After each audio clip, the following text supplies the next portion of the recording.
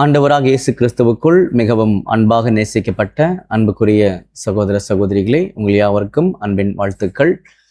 விசேஷமாக ஜீவனும் ஜீவ உரிமைகளும் இந்த தலைப்பின் கீழாக சில காரியங்களை பார்த்துட்டு இருக்கோம். அந்த வகையில் இன்றைய நாளுக்குரிய கேள்வி பதிலுக்குள்ளாக கடந்து போகிறதுக்கு முன்பாக ஒரு சிறிய ஜெபம் பண்ணிடலாம். சர்வ வல்லமையும் மகா இரக்கமும் கிருபையும் நிறைந்த அன்பின் பரலோக பிதாவே, உமக்கே துதியும் சோஸ்திரமும் கன மகிமையும் சதா காலங்களில் உண்டாயிருப்பதாக. தேவனே, விசேஷமாக இப்பேற்பட்ட காரியங்களை நாங்கள் தெரிந்து கொள்ள வேண்டுமென்று நீ சித்தம் கொண்டிருக்கிறீர். அதுக்காக நன்றி செலுத்துகின்றோம். இந்த காரியங்களை நாங்கள் நிதானமாக கற்றுக்கொள்ள தேவன் தாமே கிருபை செய்யும்படி ஜெபிக்கின்றோம். இவை யாவும் எங்கள் மீட்பரும் இரட்சகரும் குருவுமாகிய ஆண்டவராகிய இயேசு கிறிஸ்து நாமத்தினாலே கேட்கிறோம் நல்ல பிதாவே, ஆமேன். அன்புக்குரிய சகோதர சகோதரிகளே, 1916 வருஷத்துல கேட்கப்பட்ட ஒரு கேள்வி, மிகவும் சிறிய பதில்தான். அப்போ கூட நம்ம ஏன் இதை எடுக்கிறோம்னு சொல்லி பார்க்கும்போது, சகோதரருடைய ஒரு மனநிலைமையானது இந்த நீதிமானாக்கப்படுதலை குறித்து எப்படி இருக்கின்றது,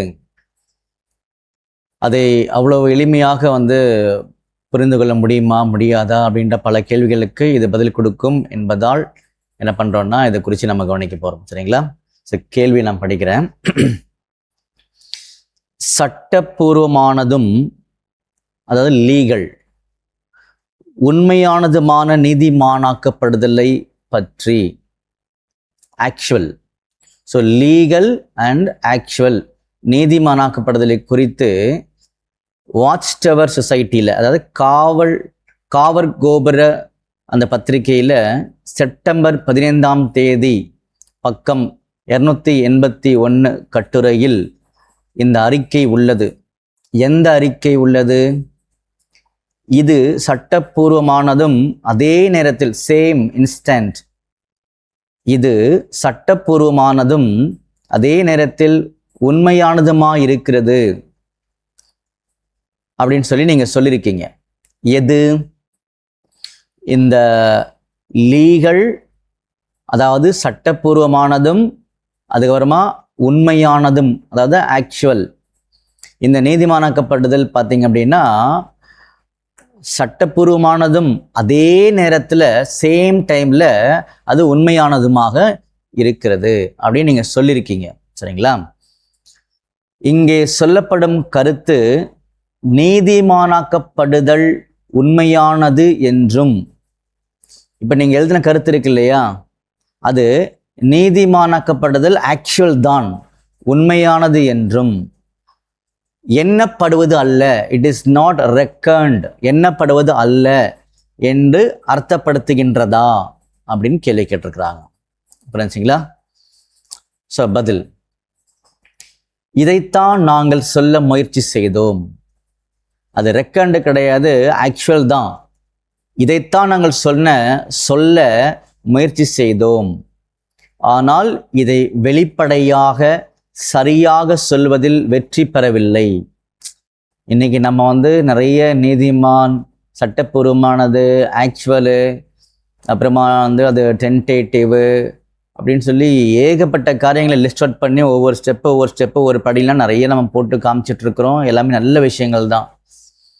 ஆனால் அதனுடைய இம்பேக்ட், பாதிப்பு எப்படி இருக்குன்றத சகோதரருடைய வார்த்தையின் மூலமா என்ன பண்ணிக்கணும்னா நம்ம ட்ரை பண்றோம். சரிங்களா? புரிஞ்சுக்க ட்ரை பண்றோம். அவர் என்ன சொல்றாருன்னு பார்த்தீங்களா?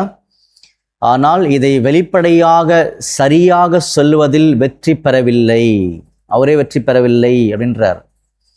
தேவனுடைய ஜனங்கள் எல்லோரும் இதை புரிந்து கொள்வார்கள் என்று எங்களால் சொல்ல முடியவில்லை.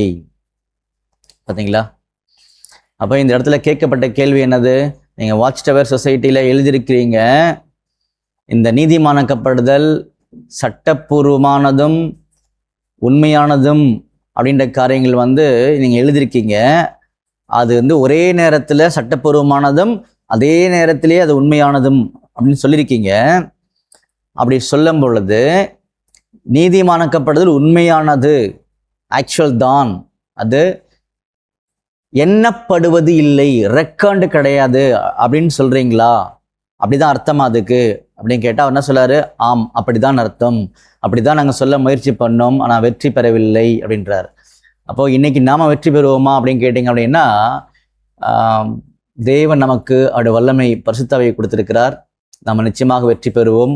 யார் யாரெல்லாம் அர்ப்பணிப்புக்குள்ள மிக தீவிரமாக கடந்து போகின்றார்களோ அவர்களால் இந்த புரிந்து கொள்வதில் வெற்றி பெற முடியும் என்பதை நாம் நம்புகின்றோம், சரி பார்க்குறோம். ஸோ இன்னும் இதை சார்ந்த நிறைய விஷயம் சொல்கிறாரு. அதை வரக்கூடிய அடுத்தடுத்த காணொலியில் நம்ம பார்க்கலாம். ஸோ தொடர்ந்து தியானிக்கலாம்.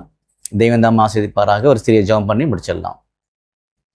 வானத்துக்கும் பூமிக்கும் ஆண்டவரே, உமக்கே துதியும் சோஸ்திரமும் கனமும் மகிமையும் சதா காலங்களிலும் உண்டாயிருப்பதாக.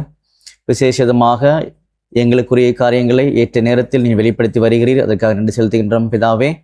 இப்படிப்பட்ட காரியங்களை நாங்கள் விட்டு விடாதபடிக்கு தொடர்ந்து முயற்சி செய்து கற்றுக்கொள்ள தெய்வந்தாமே நல்ல இருதயத்தை எங்களுக்கு கொடுக்க வேண்டுமாய் ஜெபிக்கின்றோம். இவை யாவும் எங்கள் மீட்பெரும் ரட்சகரும் குருவுமாகிய ஆண்டவராகிய இயேசு கிறிஸ்து நாமத்தினாலே கேட்கிறோம் நல்ல பிதாவே. ஆமீன்.